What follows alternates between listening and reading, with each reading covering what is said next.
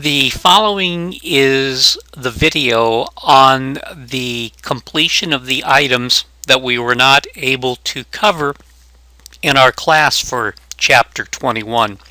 So the first item I would like to cover is what we call joint product decisions. And a joint product decision occurs when there are decisions that are required based upon two or more products that are being produced from a common input. Many times in a manufacturing type of process, it's very common to have what we call a joint product, where at some point in time that product can be split off into two separate products and sold separately. When that product is split, we call it the split off point.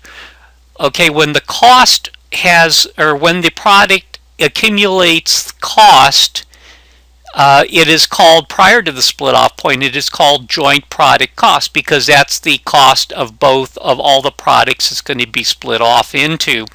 Now this example here, I show joint product cost for products A and B. So this is a product that can be split into two separate products, again at the split off point, which would be product A and B, and you can see the representation. We could have a sales price for product A then and a sales price for product B. Now along with this comes another decision that has to be made when both product A and product B, we can perform further processing to those products and turn them into another product separately or a derivative of the product and sell them after they have been transformed into that other product. So in that case, we would be able to sell, instead of selling product A, we would be able to process it further, and it would then sell at a price for product A1. We could also do the same. We could also perform a similar process to product B, where we can again perform a transformation process to product B, and it would become a derivative of product B or a new product, and we could sell it then at a new price, in this case the selling price of product B1.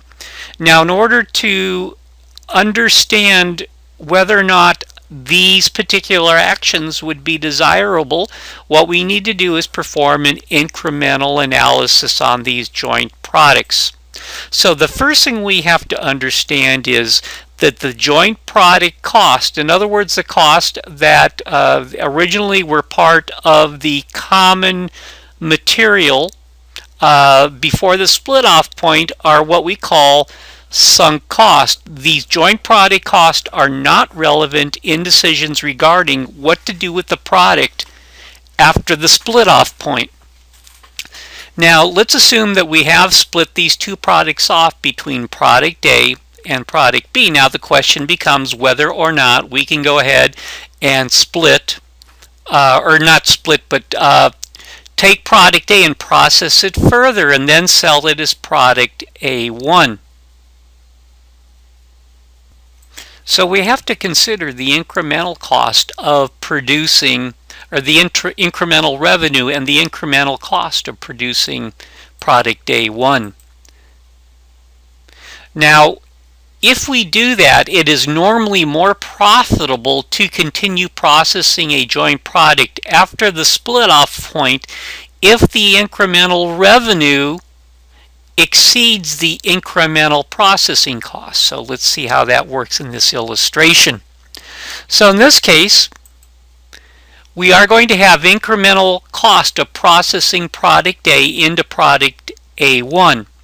So what we can do then is we can take the selling price of product A1, here's A1 selling price, from that we subtract the incremental cost of processing product A into product A1, and then from that we subtract the sales price for product A. So we come up with the net incremental profit or expense from transforming product A into product A1. we do the same or go through the same process with product B. We're going to start off with product B, and then we're going to incur the incremental costs of processing product B into product B1. And the new selling price then will be, there will be a new selling price for product B1.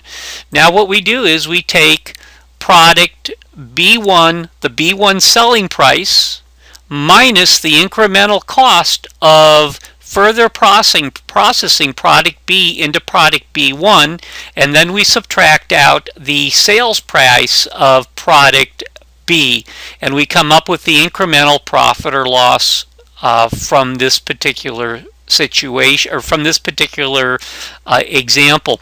Now let's go ahead and try a calculation using this analysis. We have a company called Ames Company, and it incurs $100,000 of joint product cost in a common production process to make two products, again product A and product B. Product A can be sold at the split-off point for $70,000. So let's go ahead and take a look at product A. Our sales would be $70,000. I've also included the comment here that the joint product cost of $100,000 are sunk costs, and they're not relevant to this incremental decision process for the joint products.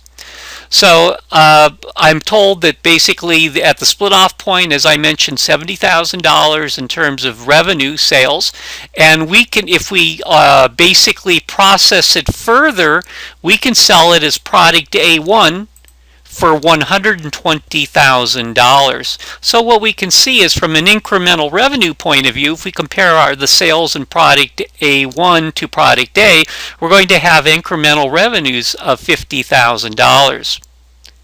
However, we also have to consider the incremental processing costs associated with product A. In this case, those incremental processing costs are $40,000.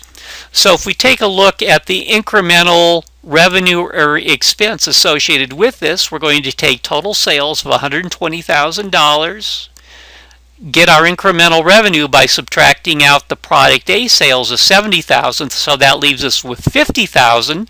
Then we have to subtract out the incremental or additional processing cost of $40,000, and we do that, we end up with incremental revenues of $10,000. So this would suggest that we would want to process product A into product A1, because we will be better off by $10,000. Now in the case of product B, the product B can be sold off at the split-off point for $50,000, and it can be processed further and then sold for $65,000. So in this case, the incremental revenues that we're going to achieve will be $65,000 minus $50,000, so we'll have incremental revenues of $15,000. But we also have to subtract out the incremental cost of processing product B into product B1. And in this case, the additional processing costs for product B are $20,000. So we're going to locate those processing costs to $20,000. Now when we do the calculation, our sales for product B1 would be $60,000 minus our sales for product B, $50,000. That means we would have incremental revenues of $15,000. From that, then we would subtract out the additional processing cost of $20,000. In this case, we would have basically a negative. We would be incurring more in incremental expenses than we would be receiving in incremental revenue. So under this particular scenario, it would make sense in the joint product decision to go ahead and further produce product to turn it from product A into product A1 and sell it for $120,000. Yet in the case of product B, we would not want to process it further, so we would basically sell product B as is and not worry about basically transforming it into product B1. So let's go on to the last subject matter item that we did not cover, and that is what we call production constraints. Okay, the area that we're going to cover, the subject matter is called what we call production constraint decision. And we can liken a production constraint decision to, let's say, the traffic infrastructure within the greater Philadelphia area. Much of the infrastructure was built years ago, and that infrastructure was designed to accommodate a certain number of cars or vehicles, and it was able to process those vehicles fairly efficiently. However, as time went on, and as time goes on, more and more vehicles are occupying that same infrastructure space. So what happens is the infrastructure is no longer capable of efficiently processing those cars uh, down the streets, the highways, or through intersections. And what that does is that causes huge backups of traffic, and it makes for the inefficient flow of traffic. Now, in the case of production constraints, it's kind of similar. A production constraint is anything in the production process that can actually constrain the production capacity of the company. Let's assume that we have a machine that can produce 500 units of a product per day, and all the other machines can produce 1,000 units per day, yet that machine that produces 500 units per day is critical to the production process. In other words, all the units have to go through that machine. At that point, then, we have a production constraint that says that even though everything else, our capacity with all our other machines is 1,000 units, we still can only produce 500 units because of the capacity constraint on that one critical machine. Now, when that occurs, we call that we call that a bottleneck. Bottlenecks occur wherever that bottleneck is, it limits the amount of production in the production process. Now, there is a practice of constraint management, and constraint management is an attempt to simply manage the bottlenecks to either eliminate the bottlenecks or minimize the effect of the bottlenecks. And we're going to list some of those items right now. One item would be working overtime on the bottleneck. In other words, if you have to have a throughput through the bottleneck, you can still work overtime within that bottleneck and produce the additional quantities of units you need to produce simply by typically working overtime. But again, that's typically going to increase your costs. Outsourcing some of the processing that would have been done at the bottleneck. Obviously, if you have a machine that's limited in capacity, you could buy some of those extra products that you're processing through another provider and supplement your production around the bottleneck. Obviously, one of the most obvious solutions is you can invest in additional machines at the bottleneck to basically supplement the bottleneck machine's production.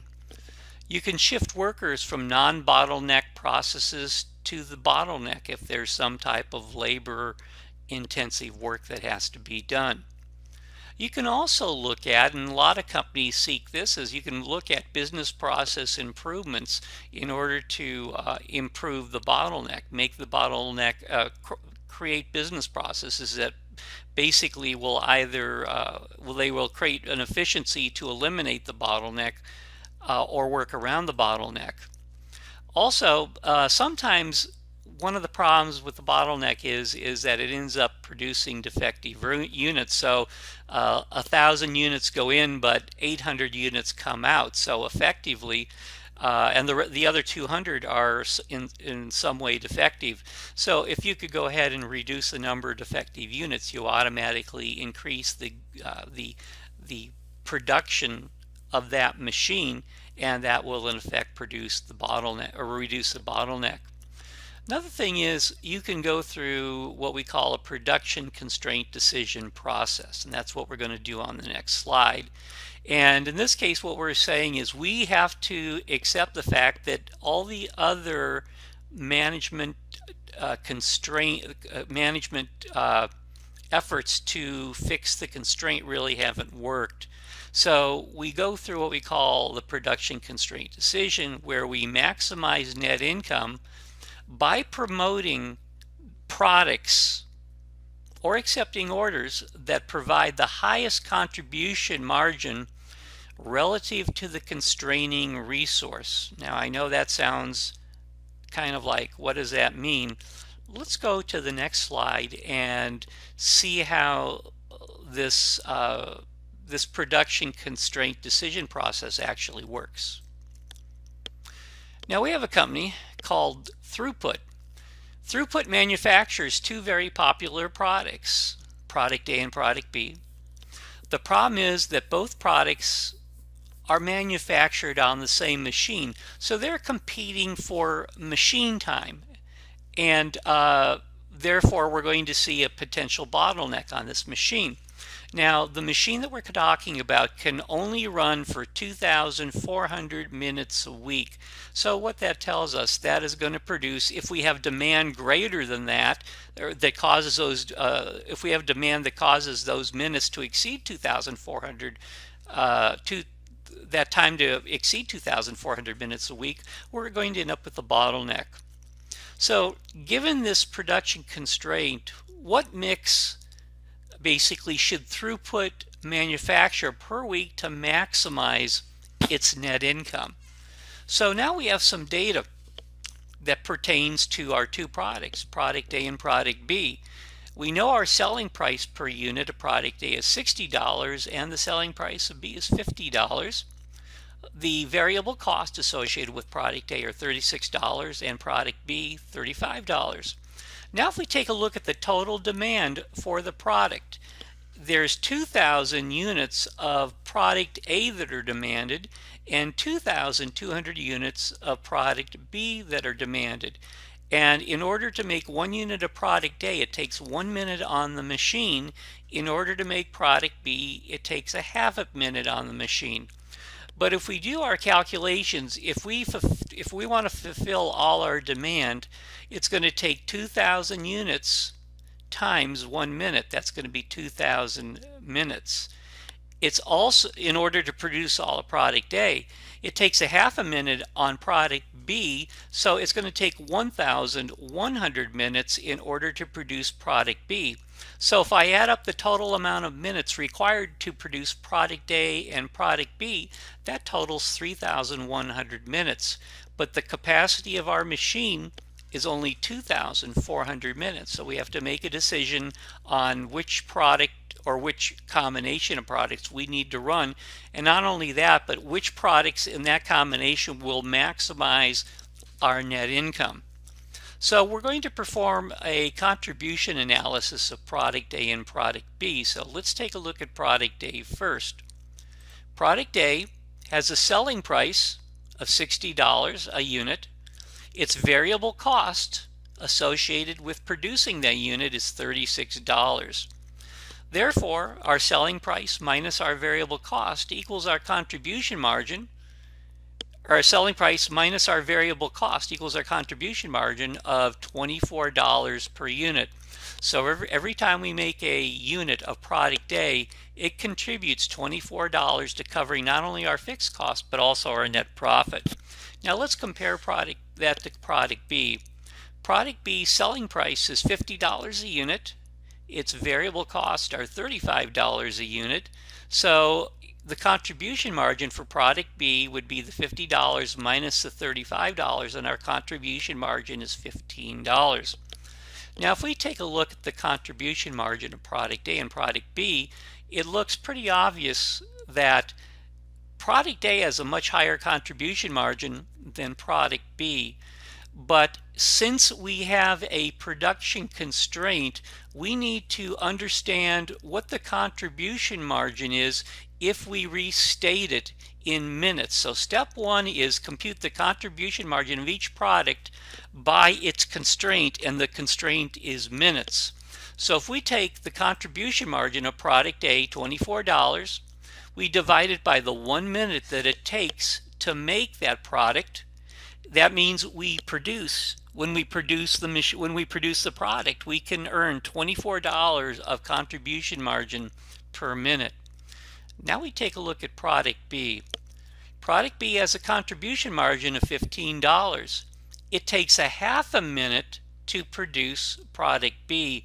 Therefore, the contribution margin per minute is actually $30 a minute. So product B actually has a higher contribution margin rate per minute than does product A. So step two then says compute the number of minutes to produce and meet the demand of the product with the highest contribution margin per unit.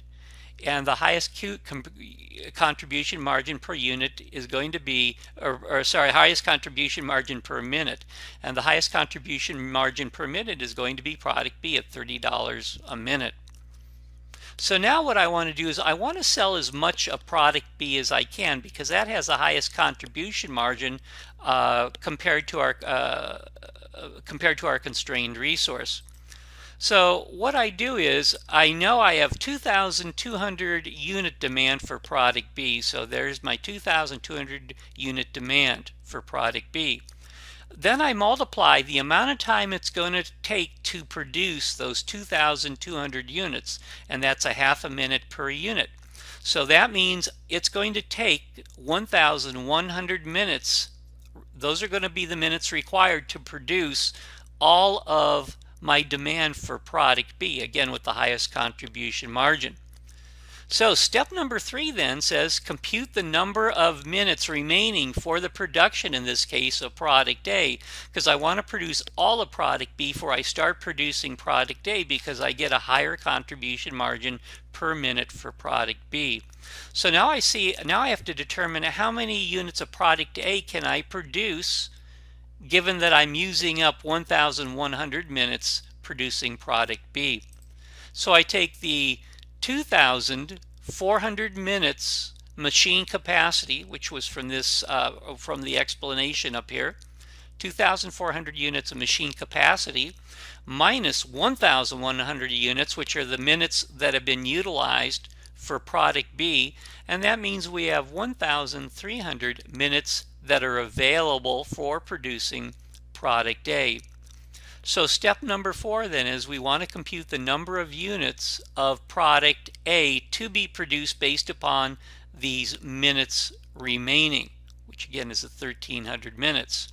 So we take the 1,300 minutes remaining, we divide it by the 1 minute that it takes to produce a unit of product A, and what that tells us is that we can produce 1,300 units of product A. So the optimal solution, or the solution to maximize our net income in this case, would be produce 2,200 units of product B and 1,300 units of product A. And that ends our presentation. So thank you for your time and have a good day or evening.